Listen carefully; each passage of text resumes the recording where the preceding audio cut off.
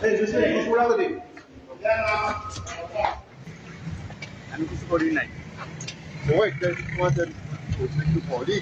আমি কিছু করি নাই, আমারে ফাঁসানো হইতাছে। Mooi. Allez. Ouais, ouais, ça vite. আমি কিছুই করি নাই। What are you saying? Mooi. Allez.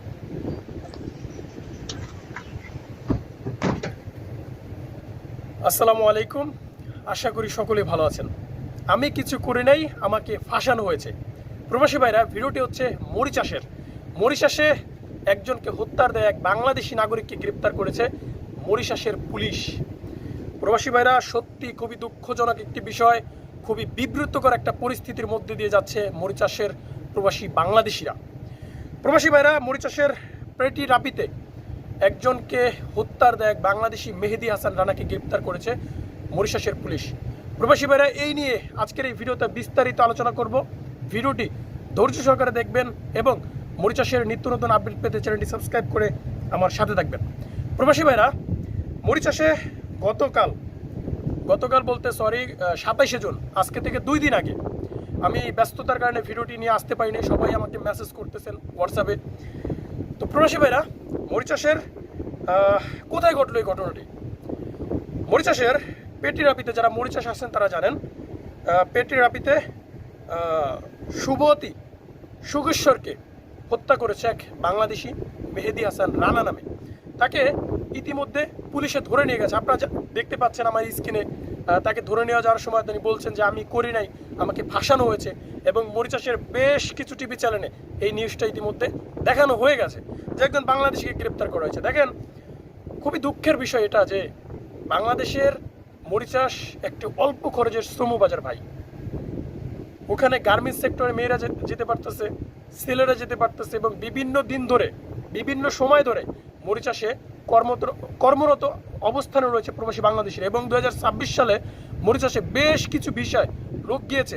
এবং গত কয়েকদিন আগে আমাদের প্রবাসী কল্যাণ মন্ত্রী আরিফুল হক চৌধুরী, তিনিও কিন্তু মরিচাষের হাইকমিশনের সাথে, মরিচাষের শ্রমমন্ত্রীর সাথে তিনি কিন্তু বৈঠক করে বলেছিলেন যে মরিচাষে নতুন করে বেশ কিছু সেক্টরে বাংলাদেশিদের নিতে আগ্রহী, যেমন টেক্সটাইল এবং বিভিন্ন সুপারমার্কেট, হোটেল, রেস্টুরেন্ট সহ আরও বিভিন্ন খাতে নেওয়ার জন্য পরিকল্পনা ছিল। কিন্তু এখন যে ঘটনাটা ঘটলো, এই ঘটনাটা কতটুকু প্রবাসী বাংলাদেশিদের প্রভাব ফেলতে পারে উপরে এবং বাংলাদেশের জন্য, এই ঘটনাটি যদিও সত্য হয়নি এখনো পর্যন্ত, তাকে দোষী সাব্যস্ত করতে পারে নাই, কিন্তু যদি হয়ে যায় ভাই, তাহলে কিন্তু মরিচাষের শ্রমবাজার বা মরিচাষ বাংলাদেশিদের রেমিটেন্স থেকে যে বঞ্চিত হবে, এটা আসলে মানে এক কথা একবারে হয়ে যাবে একবার। দেখেন, আমি ঘটনাটি বলি। মরিচাষের পেটি রাপিতে শুভতী সুগেশ্বরকে হত্যার ঘটনায় এক বাংলাদেশি নাগরিকের বিরুদ্ধে প্রাথমিকভাবে অভিযোগ আনা হয়েছে। অভিযুক্ত ব্যক্তির নাম মেহেদি হাসান রানা। তিনি একজন টেক্সটাইল শ্রমিক এবং নিহত ব্যক্তির সাথে একই কারখানায় কর্মরত ছিলেন। মানে যাকে মারা হয়েছে এবং যিনি মেরেছেন, যাকে দোষী সাব্যস্ত করা হয়েছে বাংলাদেশি মেহেদি হাসান রানা, তারা দুজনই একই কোম্পানিতে জব করতেন, কাজ করতেন। এখন সেই ফলেই তাকে গ্রেপ্তার করা হয়েছে সন্দেহজনকভাবে, কিন্তু এখনও পর্যন্ত কোনো রিয়েল কোনো খবর আসে নাই যে তিনি এই মার্ডারটি করেছেন বা তিনি তাকে হত্যা করেছেন।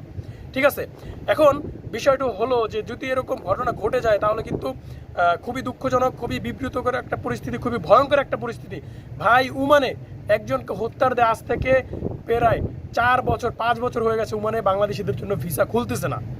ঠিক আছে, তো বাংলাদেশিরা এই সমস্ত কাজ যে নতুন করেন তা এমন না, আরও পুরনো বহু আগে থেকেই এই সমস্ত ঘটনা ঘটে আসছে।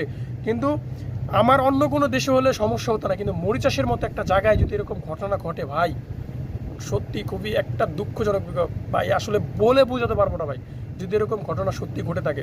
তো যাই হোক, আমি দোয়া করব যাতে এরকম ঘটনা যাতে না হয়। তিনি বলেছেন যে আমি করিনি, আমাকে ফাঁসানো হয়েছে, তো এটাই যাতে হয়, যাতে আমি করিনি তাকে যাতে ফাঁসানো হয়, যাতে এটাই হয়, যাতে তিনি না করেন অন্য দেশের হয়ে যাক, সেটা আমাদের কোনো দেখার বিষয় না, যাতে তিনি না হন। তো প্রবাসী ভাইরা, ভিডিওটি সবাই শেয়ার করবেন, সবাইকে দেখার সুযোগ করে দিবেন, যাতে এই সমস্ত কর্মকাণ্ড থেকে সবাই সতর্ক থাকে। তো প্রবাসী ভাইরা, আজকের মতো এই পর্যন্ত ছিল। ভালো থাকবেন সবাই, সুস্থ থাকবেন সবাই, আবারও দেখা যাবে মরিচাষের কোন একটি ভিডিওতে। খোদা হাফেজ।